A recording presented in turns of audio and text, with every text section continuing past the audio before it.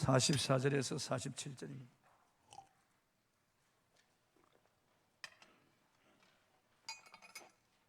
사도행전 2장입니다.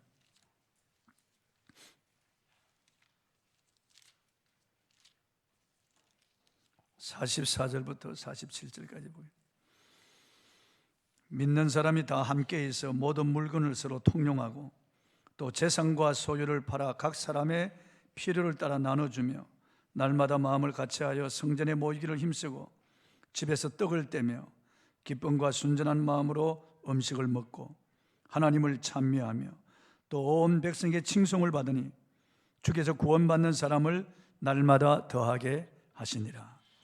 아멘. 진정한 부흥은 변화입니다.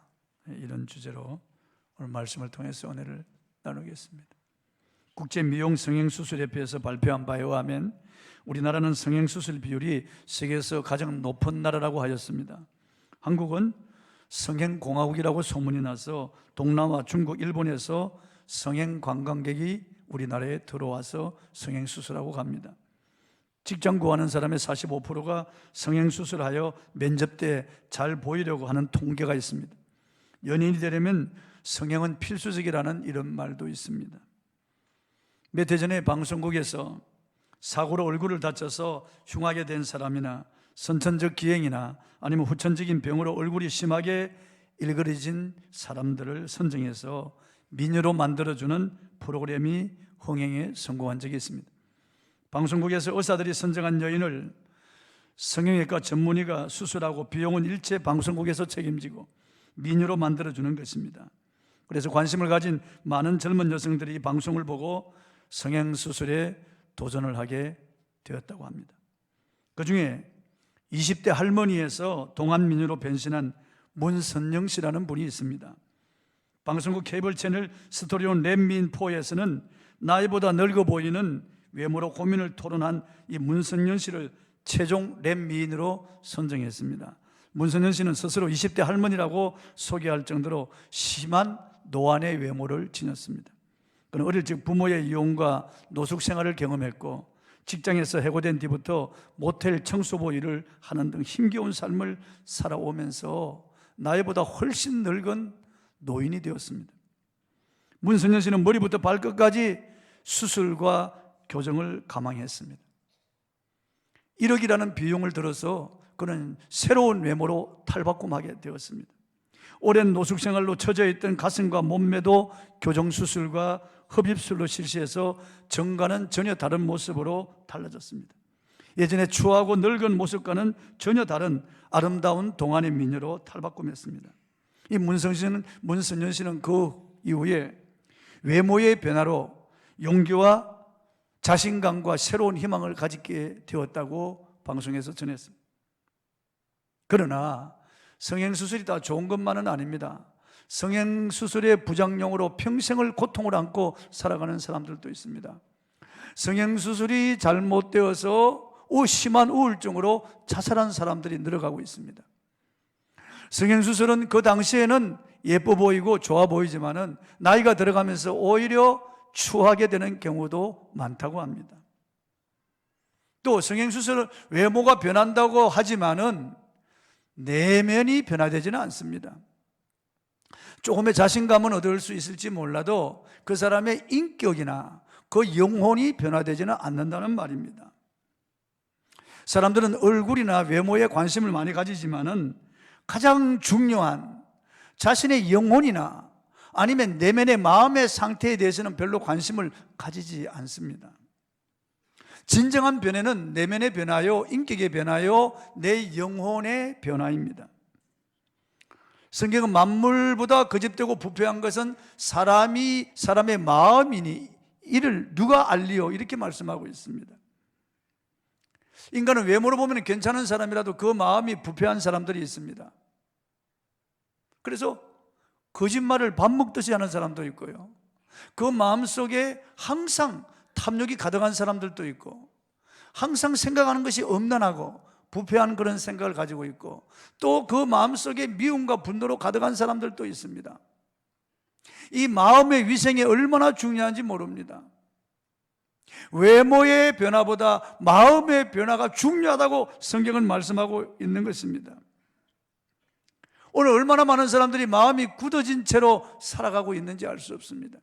마음이 굳어져 있으니까 삶에 부드러움이 없습니다. 마음이 딱딱하니까 삶 속에 평화가 없고 기쁨이 없는 것입니다. 음식물 냉장고에서 끄집어내고 다시 넣지 아니하면 부패하고 썩어버리고 곰팡이 생기는 것처럼 이 사람의 마음도 부패할 수 있습니다. 그래서 우리는 심령의 수술을 할 필요가 있습니다.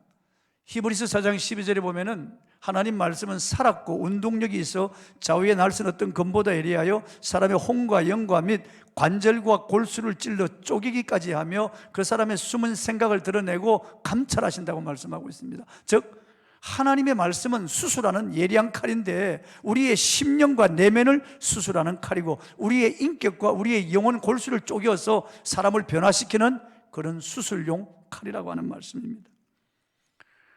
성경은 우리에게 변화를 받으라고 계속 말씀하고 있습니다. 에베소 4장 22절 24절 보면은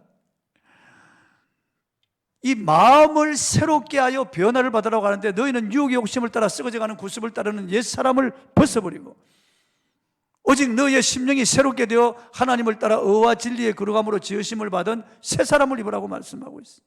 심령의 변화를 말하는 거죠. 심령의 변화. 로마서 12장 1절 2절에도 역시 마찬가지입니다.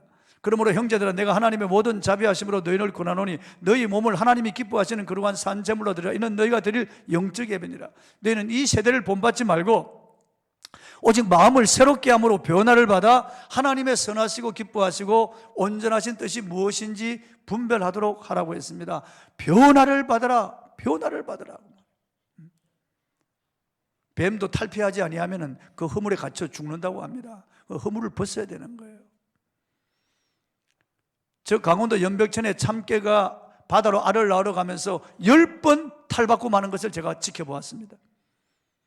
방송국에서 방영해지는 그 다큐멘터리를 통해서 그 동영상을 보면서 제가 놀랐습니다. 야, 저런 미물도 이 변신하는구나. 저렇게 탈받고 마지 않으면 죽는구나. 오늘 우리의 심령이 변화를 받아야 될 때입니다. 이 부흥회는 우리의 심령을 변화시키는 그런 기회가 됩니다. 변화가 능력이고 변화가 축복이고 변화가 기적입니다. 20년 전이나 10년 전이나 교회당에 와서 예배 자리에 앉아 있지만은 이 변화받지 못하는 비극입니다. 여러분. 여전히 기도 생활, 여전히 예배 생활, 여전히 봉사 생활, 전도 생활에 변화가 없이 그대로 도태된 그 사람 정말 불행한 사람입니다. 이런 쇠가사 철부지 같은 거 그대로 두면은 그게 녹이 쓰는 것과 같이 그냥 가만히 있으면 녹이 쓰는 거예요. 화단 같은 것도 망가뜨릴 때 그게 쓰레기나 돌을 집어넣을 필요가 없습니다. 가만히 두면 화단은 자연적으로 망가지고 마는 거예요. 우리가 믿는다고 하지만은 우리가 교회 생활하고 신앙생활 한다고 하지만은 가만히 있으면 우리의 심령은 부패됩니다. 세상 사람들이나 방불하고 다를 바가 없고 오히려 그보다 더 못해지는 경우가 있습니다. 그래서 오늘 교회가 이렇게 사람들로부터 손가락질 받고 지탄받고 오늘 교회 부패가 심하고 교회에서 썩은 냄새가 나는 것은 사람들이 변화를 받지 못하기 때문입니다. 성경은 계속해서 우리에게 요구하는 것은 계속해서 변화를 받으라는 거예요. 한번 변화를 받고 그만두는 게 아니고 주님 오시는 날까지 계속해서 변화를 받으라. 현재 진행형으로 계속 변화를 받으라고 하는 거예요. 너희는 구습을 쫓는 썩어져가는 옛사람을 벗어버리고 오직 심령으로 새롭게 되어 하나님을 따라 의와 진리의 거룩함으로 지으심을 입은 새 사람을 입으라고 말하는 거죠. 계속 입으라는 말이에요. 계속 변화를 받으라는 말이에요. 예수님은 가나 혼인잔치에서 물로 포도주를 만들어 첫 이적을 베풀어서 그분께서 우리에게 어떤 분인지를 알게 하셨어요. 결혼식 중간에 포도주가 떨어져서 낭패를 당한 위기를 만난 이 결혼식, 이 혼주와 그리고 그 연회장에 그 물로 포도주를 만들어서 그 하객들도 기쁘고 주인도 기쁘고 연회장도 기쁘도록 만들어 주시는 거예요. 맹물 같은 인생을 정말 단맛 나는 인생으로, 색깔 있는 인생으로 바꾸어 주시고, 그리고 위기를 만난 가정을 변화시키는 주님의 그 사역을 우리에게 알려주는 그런 첫 표적이에요. 예수님이 우리에게 뭘 하여 주기를 원하시는지 보여주시는 거예요. 누구든지 예수님을 만나면 변화되어야 돼요. 맹물 같은 인생이 단맛 나는 인생으로 향기 나는 포도주처럼 그렇게 변화되어야 되는 거예요. 몸이 건조한 인생이 특별한 인생으로 바뀌어지는 것이 예수 만난 사람의 변화예요.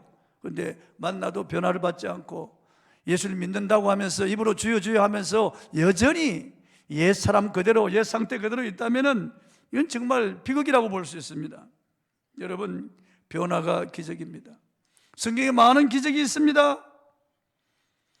창세기부터 계시록까지 기적으로 가득한 책 아니에요. 창세기에 이 천지와 만물을 창조하는 것도 기적이고, 그리고 요한계시록 마지막에 예수님이 다시 재림하는 것도 기적이에요. 성경에 있는 모든 내용들이 다 기적으로 가득한 책입니다. 자유주의 신학자들, 신신학주의자들은 성경에 기적은 없는 것이고 신하고 다 가상으로 만들어낸 이야기라고 합니다. 그렇지 않습니다. 이 자유주의 신학자들은 그런 기적 같은 거, 이적 같은 거 생각하지 말고 예수님의 교훈이나 생각하고 그분이 하신 선한 일을 이 땅에서 행할 그것만 생각하라고 가르칩니다. 거짓말입니다. 기적이 없는 기독교는 기독교가 아닙니다. 진정한 신앙은 기적의 신앙이에요, 여러분요. 일본의 유명한 신학자 우찌무라 간조는 성경에서 만일 기적을 제외한다면 책갈비 2장만 남는다고 말했습니다. 옳은 말입니다. 이거 다 빼버리면은 껍데기 2장만 남는 거죠. 전부 기적이니까. 종교개혁가 존 칼빈은 기적은 하나님께서 자기 백성을 구원해 가시는 표적이다라고 말했습니다. 그러므로 우리 평범한 생활 가운데 기적이 있다는 것이 얼마나 가슴 설레게 하고 흥분하게 하는 것입니까? 그런데 기적 중에 기적은 내가 변화되는 것이에요.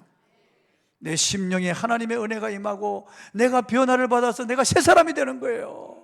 내 마음에 하나님의 기쁨이 임하고 평안이 임하고 내 마음속에 샘솟는 그런 즐거움이 일어나고 이 땅에 살아가면서 초막이나 궁궐이나 그 어디나 예수님 모신 것이 하늘나라라고 하는 이런 고백이, 이런 찬송이 울려나오는 그게 기적이에요, 여러분.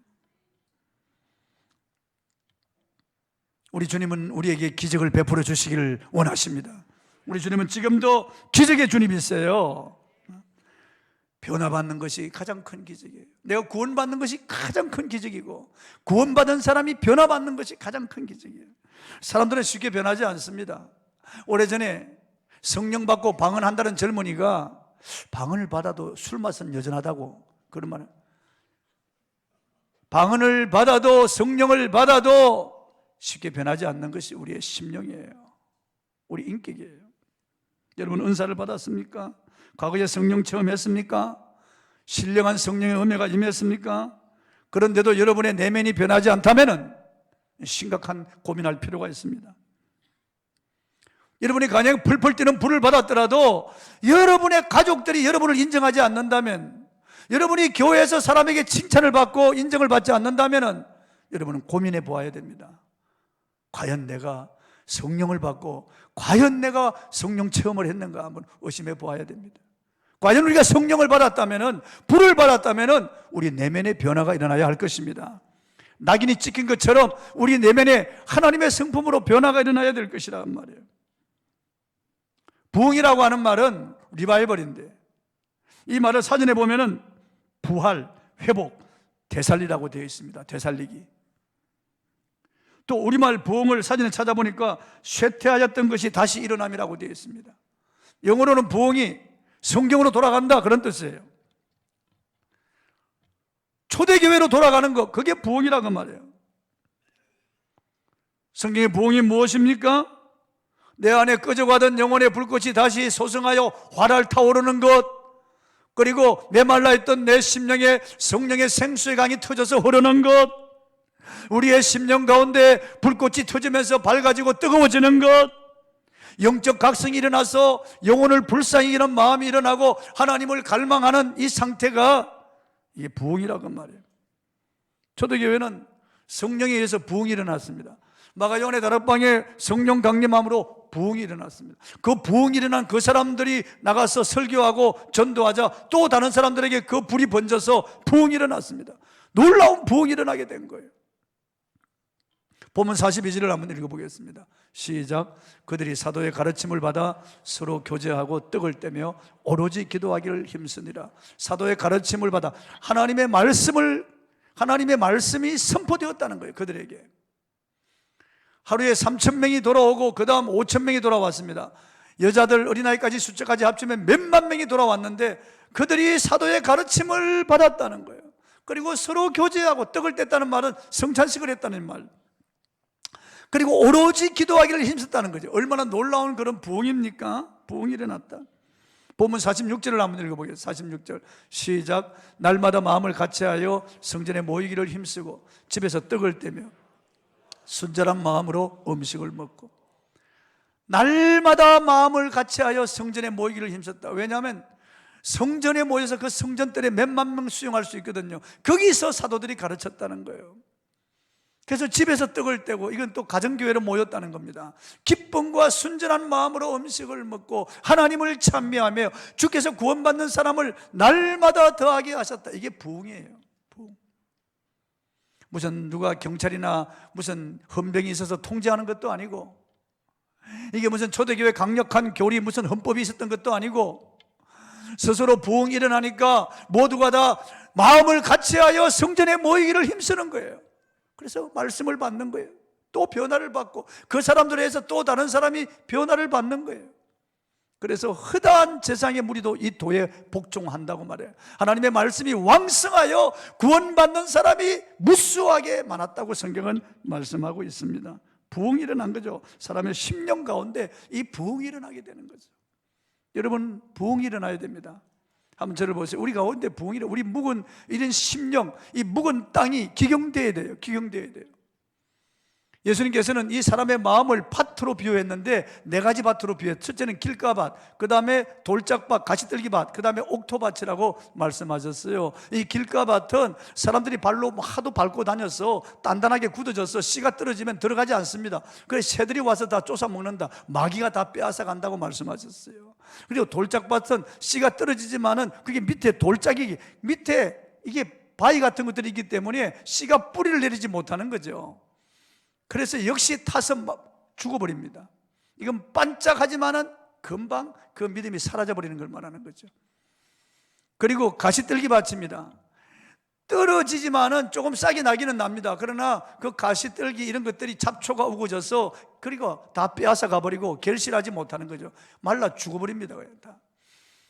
예수님께서는 옥토밭을 말씀하셨는데 이 옥토는 착한 마음이라고 말씀하셨어요. 착한 마음. 거기에 말씀이 떨어지면 100배 혹은 60배, 30배의 열매를 맺는다고 말씀하시고 계세요. 이 착한 마음, 준비된 마음, 열린 마음, 사모하는 마음, 선한 마음, 이렇게 갈망하는 이런 마음이, 이건 옥토밭이에요. 길가밭이나 돌짝밭이나 가시떨기밭은 결실할 수가 없어요.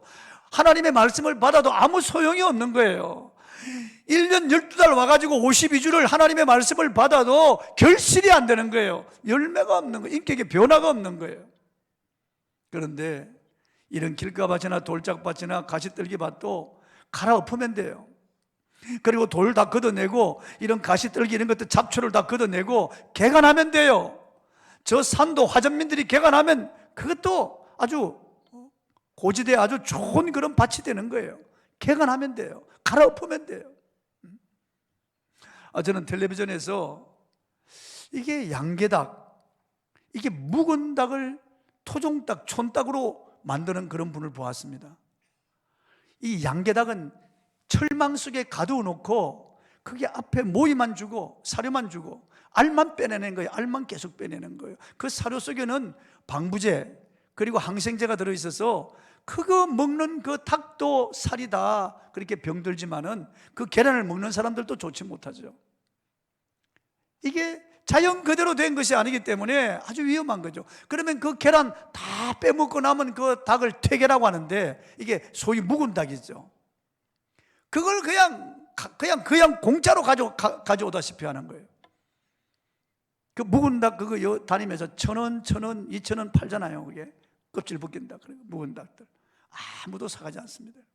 먹으면 씹으면 독이고 먹으면 먹을수록 고무줄 같고 아무 맛도 없는, 다 늙고 그리고 퇴색해버린 그런 퇴계, 그걸 산더미처럼 가져와서 자기 산에다 풀어놓는 거예요. 자기 산에다가 6개월 동안 그놈들을 풀어놓는데, 이 묵은 닭, 이 양계닭이, 이 병든 닭들이 아니 풀을 뜯어먹고 약초를 뜯어먹고요, 그리고 발로 헤어가지고 벌레 같은 거 잡아먹더니만 이 체질이 개선되는 거예요. 이 묵은 닭, 이 퇴계들이 이게 토종닭으로, 촌닭으로 이거 바뀌는 거예요. 그래가지고 이 사람이 그걸 가지고 굉장히 수입이 많아졌다고 하는, 그 텔레비전에 방영했어요. 야, 묵은 닭도, 이런 촌닭들도, 묵은 닭, 이 퇴계들도 이게 토종닭, 촌닭처럼 바뀔 수 있구나. 얼마든지 바뀔 수 있어요, 여러분.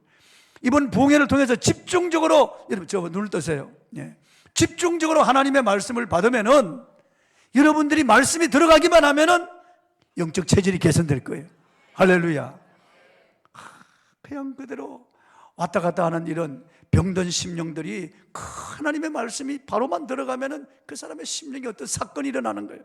그 사람에게 하나님께서 은혜를 주셔서 그게 체질이 개선되는 거예요. 놀라운 그런 은혜가 임하게 되는 거죠. 우리들도 이 묵은 닭이 촌닭으로 바뀐 것처럼, 이 양계닭이 토종닭으로 바뀌는 것처럼, 이 음식을 먹으면은, 새로운 양식을 먹으면 바뀔 수 있어요. 제대로만 하나님의 말씀을 받기만 하면은 사건이 일어나는 거예요. 놀라운 그런 사건이 일어나는 거예요. 우리 교회 오셔서 부흥회를 인도한 그 이강 목사님, 그리고 또 와서 말씀을 전한 김동훈 목사님, 그 뉴욕 뉴저지에 있는 목사님들이죠. 그리고 캘리포니아에 있는 그 문 목사님, 그리고 나약신학교의 김진태 교수, 이런 분들이 서울대 출신들이에요. 이강 목사님은 외국어대 출신이지만 그 세 사람은 서울대 출신이에요. 그런데 이게 상사 직원으로 가서 뉴욕 뉴저지에 근무하다가 그분들이 부흥에서 은혜를 받은 거예요. 부흥에 참석했다가 부흥회 때 은혜를 받고 그분들이 인생의 행로를 바꾸었다는 거예요. 뜨거워져서 그분들이 신학을 했다는 그런 간증을 제가 다 들었어요. 이강 목사도 그렇고 김진태 교수도 그렇고, 그 다음에 김동훈 목사도 그렇고, 그리고 우리 교회에서 부흥회 인도한 문 목사님도 그렇고, 다 부흥회 때 은혜를 받았다는 거예요. 그러니까 부흥회가 얼마나 중요한지 알 수 있어요. 부흥회 한번 참여했다가 인생을 바꾼 사람들이 얼마나 많은지 알 수 없습니다. 하나님의 말씀이 우리 안에 들어오면은 우리의 생각과 사고가 바뀌어집니다. 그 사람이 뭘 생각하느냐, 그 사람의 인격이요, 그 사람의 정체입니다. 그 사람이 생각하는 그 생각이 그 사람의 현재요 미래입니다. 난 배운 것이 없고 가진 것도 없고 잘하는 것도 없기에 성공할 수 없고 잘 살 수 없다는 생각을 가지면 그대로 됩니다. 내 팔자가 이 모양이고도 아무도 나를 좋아하지 않고 도와주지도 않고 나는 하는 일마다 되는 일이 절대 없다고, 이런 생각 가지고 있으면 그대로 될 것입니다. 나는 망할 것이고 나는 망할 것이고 병들 것이라고 하는 생각 가지고 그대로 됩니다. 성경은 두려워하는 마음은 하나님이 주신 마음이 아니라고 말씀하셨어요. 하나님 주신 마음이 아니면 누가 주는 마음입니까? 마귀가 주는 거죠. 성경은 두려우면 행불이 따른다고 말씀하고 있습니다. 반드시 두려워하는 그대로 된다는 말이에요. 그런데 하나님의 말씀이 들어오고 우리의 생각과 사고가 달라지고 우리의 중심이 달라지면 우리 인생도 달라지는 거예요. 그래서 부흥회도 우리에게 꼭 필요한 것입니다. 하나님 말씀이 들어오면 부정적인 생각이 다 나가고 긍정적인 사람이 됩니다. 꺼졌던 우리의 심령에 창조적인 그런 생각과 아이디어가 들어옵니다. 그리고 열정의 사람으로 바뀌어지는 거예요. 하나님이 내 아버지시고 내 안에 주님이 계시고 주님이 나를 도와주신다, 그러므로 나는 할 수 있다, 이런 사람이 되는 거예요. 좋은 일이 일어난다는 일은 환상에 잡히고, 그리고 그 일이 내게 이루어질 것이라고 하는 이런 믿음이 생기면 그 일이 이루어지는 거예요. 본문 47절 한번 읽어보겠습니다. 본문 47절 시작. 하나님을 찬미하며 또 온 백성의 칭송을 받으니 주께서 구원받는 사람을 날마다 더하게 하시니라. 이 보세요. 부흥이 일어나니까 하나님을 찬양하죠. 그 마음에 샘솟는 기쁨이 있으니까, 생수가 터지니까 하나님을 찬양하지 않고는 견딜 수 없는 거예요. 그러니까 찬양이 터져 나오는 거죠. 그리고 이분들의 삶이 변하니까 온 백성의 칭송을 받았다고 그랬습니다. 불신자들이 칭찬하는 거예요. 왜냐하면 이 사람들에게 부흥이 일어났으니까 다른 사람이 아는 거예요. 감출 수가 없는 거예요. 그 얼굴에 나타난 기쁨, 그 만면한 그 즐거움, 그 눈빛, 그 용기와 자신감에 차고 그 부드럽고 그 다정한 그들의 음성 달라진 거예요. 그러니까 백성들이 칭송을 하는 겁니다. 그러니까 전도 안 해도 주께서 구원받는 사람을 날마다 더하게 하시는 거예요. 그 사람들이 변화된 것을 보고 주께서 구원받는 사람을 날마다 더하게 하는 거예요. 여러분, 우리는 부흥이 필요해요. 그래서 부흥회가 필요한 거예요. 하나님 말씀을 일주일 동안 집중적으로 7번 받는 거예요. 오늘 저녁부터 시작해서 수요일 저녁까지 새벽과 저녁 7번 하나님 말씀을 한 사람을 통해 집중적으로 받을 때 놀라운 일들이 일어나는 거죠. SBS 세상에 이런 일이라고 하는 이런 프로그램에서 봤습니다. 전에도 제가 말씀을 드렸습니다. 이건 있을 수 없는 사건들만 골라서 믿어지지 않는 그런 일들을 방영하는 거예요. 몇 해 전에 김치만 먹는 게 이야기가 나왔습니다. 이 개들은 대체로 육식을 좋아하는데 이 개는 육식보다 김치를 더 좋아하는 거예요. 아니, 육식을 안 먹습니다. 아예 김치만 잘 먹는 거예요. 방송국 PD가 김치와 고기를 섞어주는데도 개는 김치만 먹었습니다. 이렇게 된 사연이 가상합니다. 개가 길을 잃어버리고 오랫동안 굶어서 기운이 빠져 쓰러져 있는데 지나가는 할머니가 집으로 데려갔습니다. 그런데 이 할머니는 가난해서 밥하고 김치밖에 먹일 게 없었습니다. 그래서 개에게 먼저 김치를 씻어주니까 개가 얼마나 맛있게 먹는지, 왜냐하면 굶어 죽을 뻔했던 개이기 때문에, 허기져 지쳐있던 개이기 때문에 먹을 것을 주니까 그게 김치인지 뭔지 그건 모르지만 개가 허겁지겁 퍽퍽퍽퍽 하고 먹어 치우는 거예요. 그 뒤부터 이 개는 김치만 보면은 소위 환장을 하는 거예요. 김치만 먹는 거예요. 개가 죽을 지경이니까 큰 변화가 일어난 것입니다. 사람도 마찬가지입니다. 어떤 은총의 계기가 만들어지면은 큰 변화가 일어납니다. 어느 순간 하나님의 은혜가 임하기만 하면은 중생과 그리고 성령 충만이 일어납니다. 인격과 미래가 송두리째 바뀌는 이런 일이 부흥회를 통해서 일어날 수 있습니다. 다시 십자가로 돌아가고 성화가 일어나고 생각과 의지, 인생 철학 다 달라지는 겁니다. 내 인생관, 세계관이 확 바뀌는 거예요. 영적인 입맛이 전적으로 바뀌어야 됩니다. 날마다 하나님의 말씀의 맛이 달아야 됩니다. 시편 기자는 주의 말씀의 맛이 내게 어찌 그리 단지요, 송이 꿀보다 더 단이다 그랬습니다. 이 실제예요. 이거요. 이게 다윗이 경험한 거예요. 하나님 말씀이 그렇게 달게 그렇게 느껴지는 거예요. 그 말씀이 그 속에 사무쳐서 그는 날마다 종일 하나님 말씀을 읊조렸다고 그랬어요. 이게 실화예요, 여러분. 실제적으로 부흥이 일어나면 이런 일이 일어나는 거예요. 우리는 바뀌어야 됩니다. 하나님의 은총의 계기가 있어야 되겠습니다. 기독교 역사 속에 부흥이 일어날 때 어김없이 이런 변화가 일어났습니다. 토미 템이라고 하는 유명한 목사가 있습니다.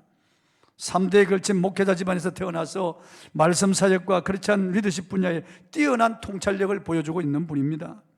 이분이 그가 지은 갓 캐처스라고 하는 책에서 부흥을 태동시키는 힘을 배고픔이라고 정의하고 있습니다. 배고픔. 그는 그 책에서 이렇게 말했습니다. 솔직히 말해 부흥의 선구자는 훌륭한 설교자도 아니요, 훌륭한 복음성가 가수도 아니다. 진정한 부흥을 태동시키는 선구자는 바로 우리의 배고픔이다. 우리 배고픔입니다. 영적인 목마름으로, 배고픔으로 하나님을 갈망하는 그 마음의 태도가 부흥을 일으킨다는 거예요. 부흥을 일으킨다는 거예요. 여기 와서 앉아서 있지만은 말씀을 듣는 자세가 다르고 태도가 다릅니다. 어떤 사람은 말씀을 받을 때 눈빛이 달라지고 얼굴 표정이 달라지고 얼굴에 기쁨이 있고 은혜 받는 표정이 영영합니다. 어떤 사람들은 숙입니다. 어떤 사람들은 거부하는 거예요. 하나님의 말씀 자체를 받으려고 하는 그런 마음의 자세가 되어 있지 않습니다. 그러니까 그 사람은 영적 식욕이 없는 거예요. 여러분, 밥맛이 떨어지면 병든 거예요. 입맛이 없으면 그 사람은 분명히 신체에 무슨 병이 있는 거예요. 건강한 사람은 식욕이 왕성합니다. 뭘 먹더라도 소화를 잘 시키는 거예요. 무엇이든지 맛있게 먹습니다. 그러나 떼작떼작거리고 입에 넣고 또 한참 있다가 또 넣고, 이건 분명히 무슨 이상이 있는 겁니다. 하나님의 말씀을 받을 때 여러분이 식욕, 영적인 식욕이 왕성해서 배고픔으로 하나님의 말씀을 받는다면 부흥이 일어납니다. 남들이 어찌든지 그 사람은 부흥을 경험하는 거예요. 그 사람은 부흥을 경험합니다. 바라기는 이번 부흥에 당신이 바로 부흥을 경험하기를 바랍니다. 당신에게 부흥이 일어나기를 바랍니다. 당신의 가정에도 부흥이 일어나기를 바랍니다. 부흥을 경험하기를 원합니까? 주님 앞에 나올 때 영적인 배고픔으로 나오십시오. 가난한 심령으로 나오십시오. 심령이 가난한 자는 복이 있나니 천국이 저들의 것이요. 가난한 심령으로 나와야 돼. 교만하면 안 돼요. 뭐 전에도 듣던 말씀인데 뭘 다 하는 말이지 뭘. 그저 부흥회는 그냥 그렇게 지나가는 거야. 그때도 그랬는데 이번에도 뵐 수 있을래 이렇게 생각하는 거예요. 아무 생각 없이 덤덤하게 아무 준비 없이 그렇게 임하는 거예요. 여러분 찬송가 있잖아요. 평생에 듣던 말씀, 평생에 듣던 말씀 또 들려주시오. 그 사람은 영적인 배고픔이 있는 사람이에요. 평생에 듣던 말씀이에요. 비슷비슷한 말씀이에요. 여러분 성경 말씀 전체가 예수 그리스도 아니에요? 전체가 다 평생에 듣던 말씀이에요. 그렇지만 또 들려주시오. 그런 영적 갈망이 있는 사람과 또 그 말씀이네. 이런 사람과는 하늘과 땅 차이라고 말해요. 여러분 이번 봉회를 통해서 갈급한 마음을 가지시기를 바랍니다. 주님, 내 영혼이 지쳐 있습니다. 내 영혼이 꺼져 있습니다. 주님, 나를 만나 주셔야 됩니다. 내 영혼이 병들었습니다. 주님이 고쳐주셔야 되겠습니다. 나를 소성시켜 주시옵소서. 제가 일어나기를 원합니다. 다시 한번 활력을 얻기를 원합니다. 소성하기를 원합니다. 도와주시옵소서. 이런 영적 갈망이 여러분에게 일어나기를 바랍니다. 진정 부흥을 경험하기를 원하십니까? 말씀을 사모하십시오. 다시 말씀으로 돌아가십시오. 그 말씀이 여러분 속에 들어오도록 여러분의 마음을 준비시켜 주십시오. 느헤미야 시대에 이스라엘 백성들이 에스라를 찾아갔습니다. 학사겸 제스라 에스라, 이 제사장 에스라를 찾아가서 우리에게 들려달라고, 하나님의 말씀을 들려달라고 사정을 합니다. 그래서 학사 에스라가 숨은 밖 그 광장에 특별히 마련된 그런 나무로 만든 강대상에 서서 하나님의 말씀을 낭독합니다. 그냥 읽는 거예요. 오늘처럼 무슨 이렇게 소리쳐서 강조하거나 예화를 들거나 이런 거 일절 없어요. 그냥 토라 율법을 그냥 읽어 내려가는 거예요. 그래서 오늘처럼 확성기가 없기 때문에 중간중간에 중계해 주는 분들이 있어가지고 그 말씀을 받아서 중계해주고 수많은 사람들이 그 말씀을 듣고 눈물을 흘립니다. 여러분, 그냥 읽어 내려가는 그 율법을 듣고 그 딱딱한 율법을 듣고 눈물을 흘리는 거예요. 장대 같은 비가 쏟아져도 6시간 동안 미동도 하지 않습니다. 그들이 회개하고 자복하고 삶을 고칩니다. 어떻게 이런 일이 일어날까요? 그들이 영적인 배고픔을 가지기 때문에요. 그들이 영적으로 갈망하는 그런 마음이 있기 때문에 찾아갔고 듣고 그 딱딱한 율법의 말씀이라도 하나님이 친히 주시는 음성으로 들을 수 있었던 거예요. 놀라운 부흥이 일어난 거예요. 데살로니가 교회 성도들, 너희가 하나님의 말씀을 받을 때 사람의 말로 받지 않고 하나님의 말씀으로 들으면 진실로 그러하다. 그 말씀이 믿는 자 속에 역사하느니라. 할렐루야. 그 말씀이 믿는 자 속에 역사하는 거예요. 그렇게 듣는 말씀이, 믿음은 들음에서 나며 들으면 그리스도의 말씀으로 말미암느니라고 말씀하고 있는데, 그 그리스도의 말씀을 레마라고 적혀. 레마. 듣기는 듣는데 그냥 설교로 듣는 게 아니고 하나님의 음성으로 들을 때, 그리스도의 말씀으로 들을 때 나에게 사건이 일어나는 거예요. 믿음이 일어나고 불같은 성령의 역사가 일어나게 되는 거예요. 이번 부흥회는 여러분에게 변화가 일어나는 부흥회가 되길 바랍니다. 변화가 일어나야 되잖아요. 여러분, 이 시대를 생각해도, 우리 한국교회를 생각해도, 아니 여러분 자녀들을 생각해도 우리에게 변화가 일어나야 되지 않겠어요? 이 부부간의 생각에도 변화가 일어나야 되지 않겠어요? 내 영적 상태 진단해보고 우리 미래를 바라볼 때도 변화가 일어나야 되지 않겠어요? 변화. 예, 찬송하고